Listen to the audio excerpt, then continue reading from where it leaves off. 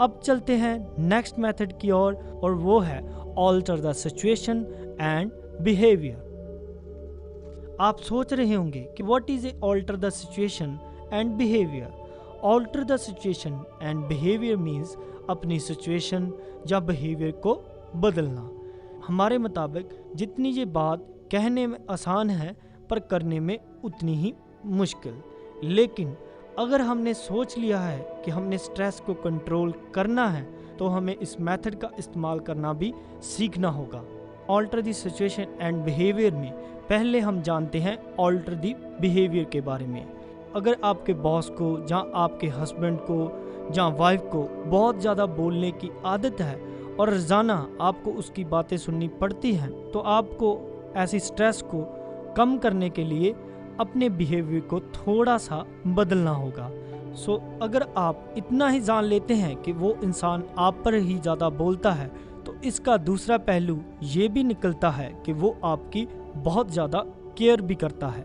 और दूसरी बात, उसकी बातों का बुरा मानना छोड़ दीजिए, क्योंकि जब कभी आप ऑफिस या घर नहीं होते होंगे तो वो भी आपको बहुत मिस ज़रूर करता होगा, क्योंकि उसे आप पर बहुत ज़्यादा बोलने की आदत है और जब उसे कोई मिलता नहीं होगा तो वो किस पर बोलता होगा। इस तरीके से वो आपको बहुत ज़्यादा मिस भी करता होगा।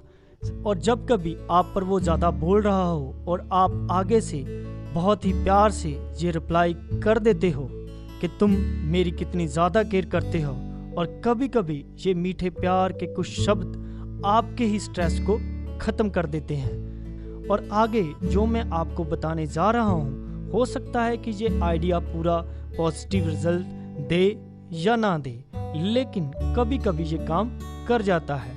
वो आइडिया है, जो इंसान आप पर ज़्यादा बोलता है आप भी उसकी बातों में थोड़ा सा इंटरेस्ट लेना शुरू कर दें। हो सकता है कि आपको ये आइडिया अच्छा ना लगे, लेकिन अगर आप उस इंसान को बदलना चाहते हैं तो आप थोड़ा सा उसकी बातों में इंटरेस्ट लेकर उसे बदल भी सकते हैं। बस इसी तरह से आप अपने बिहेवियर को थोड़ा सा चेंज कर अपनी लाइफ में स्ट्रेस को रिड्यूस कर सकते हैं। तो ये था ऑल्टर द बिहेवियर। और अब जानते हैं ऑल्टर द सिचुएशन के बारे में। जब कभी आप स्ट्रेस में होते हो तो कई बार छोटी छोटी सिचुएशन को बदलने से भी हम स्ट्रेस फ्री हो सकते हैं। स्ट्रेस में अक्सर ऐसा होता है कि कभी कभी हमें अपने रूम में जाना ही अच्छा नहीं लगता। वो रूम में जाते ही हमें स्ट्रेस महसूस होने लगता है।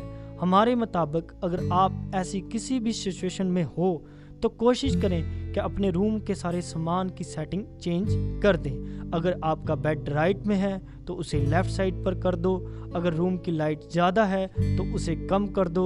इस तरीके से अगर आप रूम सेटिंग को थोड़ा सा चेंज करते हो तो इससे भी थोड़ा सा स्ट्रेस से रिलीफ मिलता है।